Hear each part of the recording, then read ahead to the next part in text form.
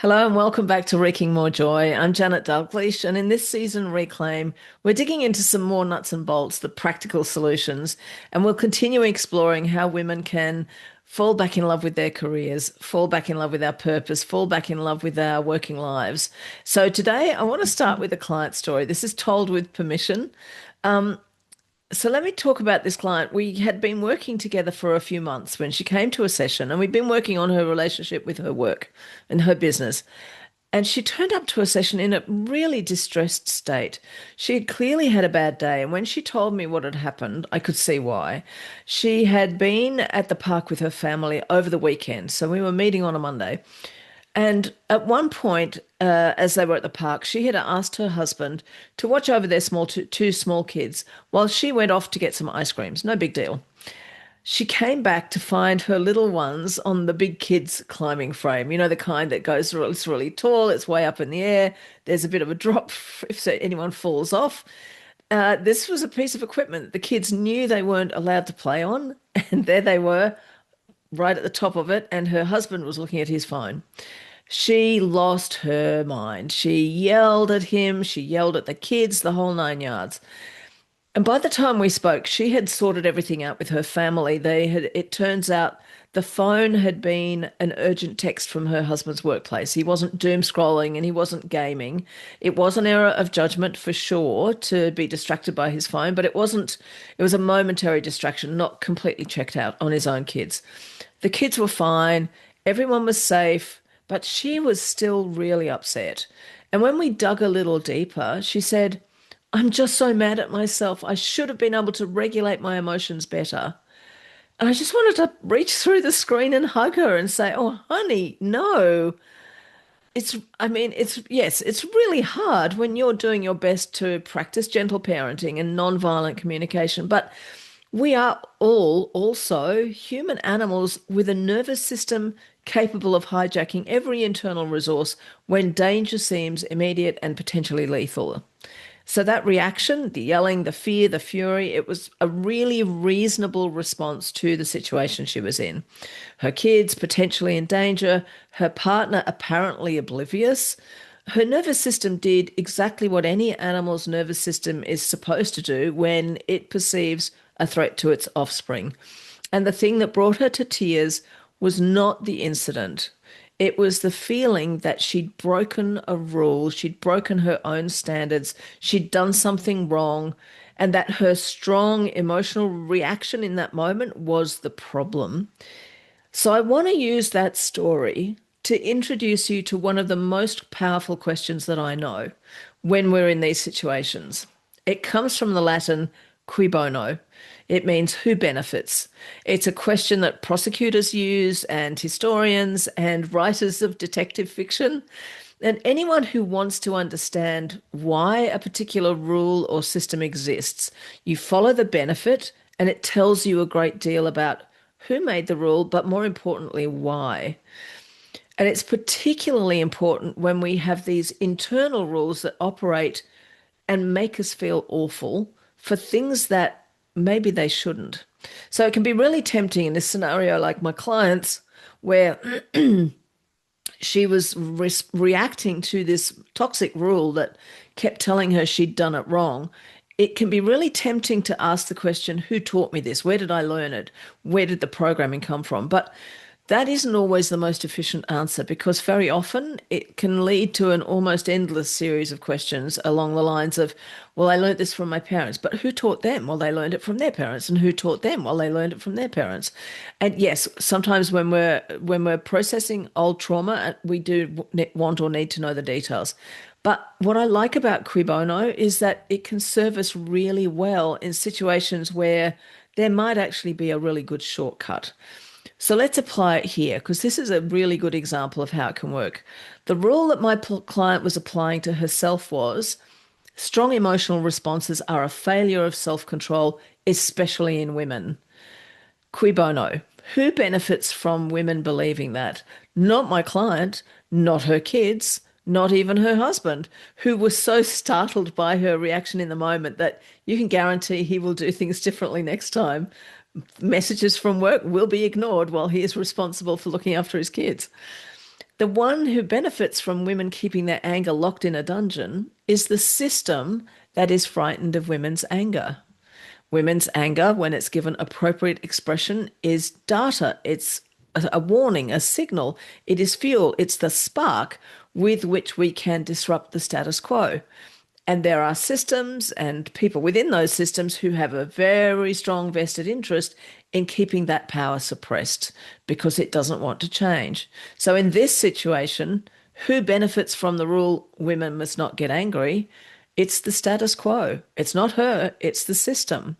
So I want to be clear about something because this episode is not a call to throw out every single rule you've ever been given that comes from the system.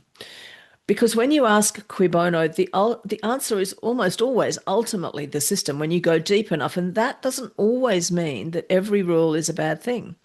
So let me kind of explore that with you. There are three kinds of answers that you'll find when you ask the question cui bono. The first one is an answer where the rule benefits the system and it benefits you directly. So stopping at a red light, that's a really good example. That is a rule that we have imposed on us by the system. And when you follow that rule, you are absolutely one of the beneficiaries. So are your passengers. So are all the other drivers and pedestrians around you. Stopping at a red light is a great rule. It benefits the system, it benefits everyone else because everyone's safety matters. So we want to keep that kind of rule. The second kind of answer that you get to cui bono is the community. So sometimes whatever rule it is that we're looking at doesn't benefit you personally, but it benefits your community in ways that make you glad.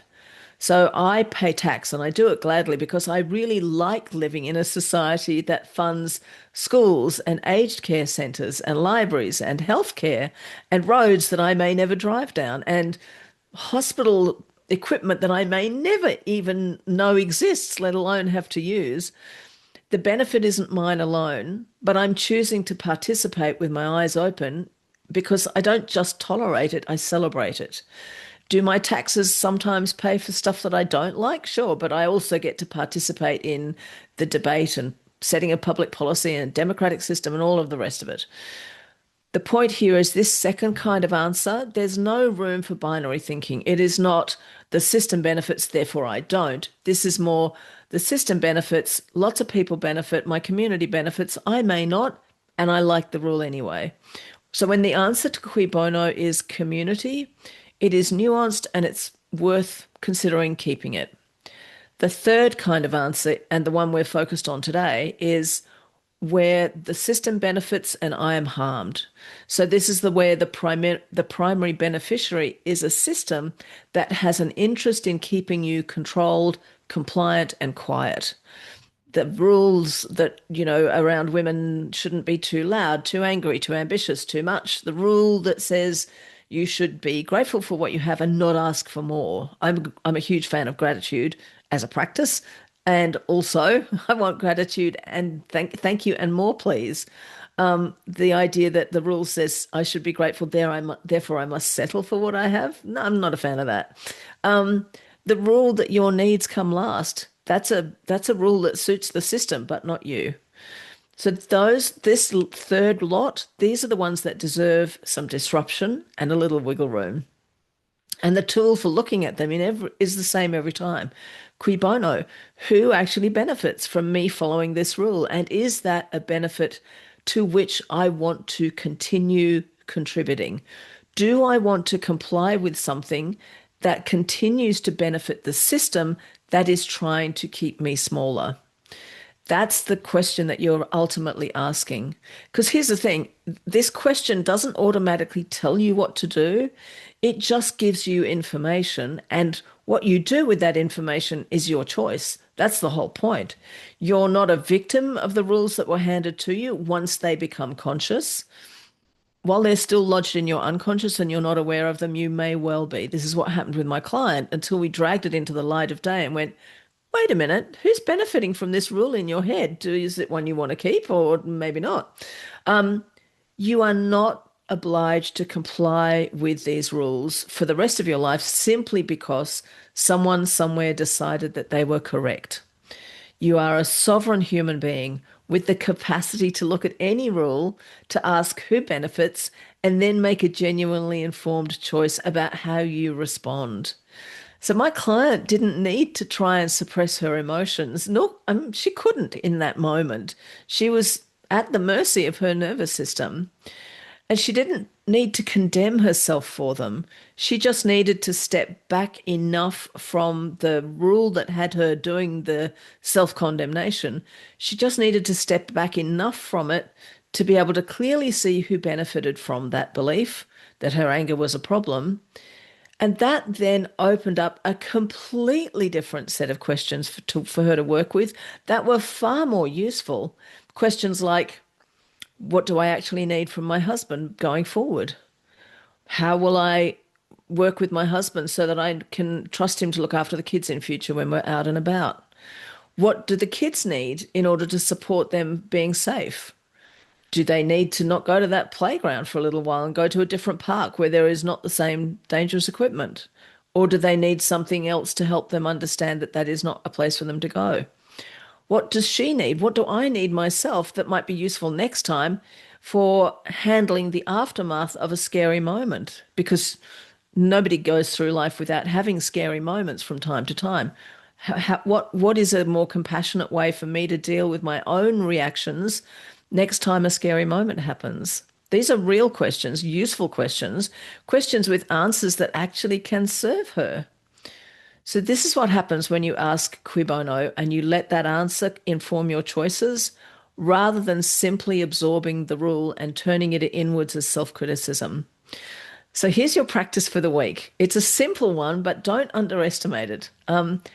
Anytime you notice any flavor of self-criticism popping up, whether it is something like, oh, I meant to do that thing and I haven't done it yet, or oh, I'm going to be late for that other thing, or whatever it might be, that sense of with dissatisfaction with your own performance.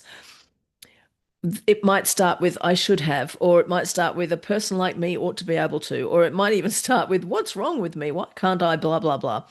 So anytime you feel that or hear that in your head, just pause for a moment and ask, cui bono? Put on your Sherlock Holmes detective hat. Cui bono? Who's benefiting here? Who actually benefits from me believing this about myself? And if the honest answer is, I benefit, I'd have to say, double check. There might be a standard that you want to uphold for next time, but also there might be a gentler way of ensuring that you do rather than the self-criticism, because we know that criticism, wherever it comes from, doesn't help us do better next time. If the honest answer is my community does, and I'm okay with that, that might be right. That's a choice, and you can make it in full awareness. And if the honest answer is the system does, and actually I don't, then you have just spotted a really important brain weasel that is working on behalf of something that is not your friend, and you can start to make a different choice. You don't have to dismantle the old rule all at once. You just look at it and name it. Ask the question. That act alone, that pausing to ask cui bono, that starts to loosen the grip of the old rule. And if you'd like a journal prompt alongside this, think about one rule about how you should behave in your working life. One that makes you feel a bit small or a bit wrong every time you think about it. It might be, I'm supposed to dress a certain way, or it might be, I'm supposed to wear a certain amount of makeup, otherwise nobody's going to listen to anything I say on video. Or it might be one of a million other things. Ask cui bono, who benefits really? Is it the makeup manufacturers who can sell me more product? Is it the system that says I have to do things a specifically perfect professional way when maybe I don't? You don't have to do anything with the answer yet. Just let yourself see it clearly. And if you find that you have some rules that feel really stubborn and really deeply installed, please know that is not a sign that you are broken. It's a sign that the grooming went deep. That's all it is. Looking at it honestly is a really brave thing to do. So take it gently and bring a lot of self-compassion into the process if you're finding it sticky.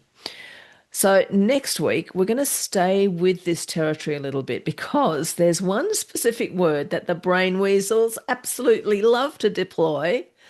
And once you know how to spot it, how to spot the pattern, you'll see it everywhere.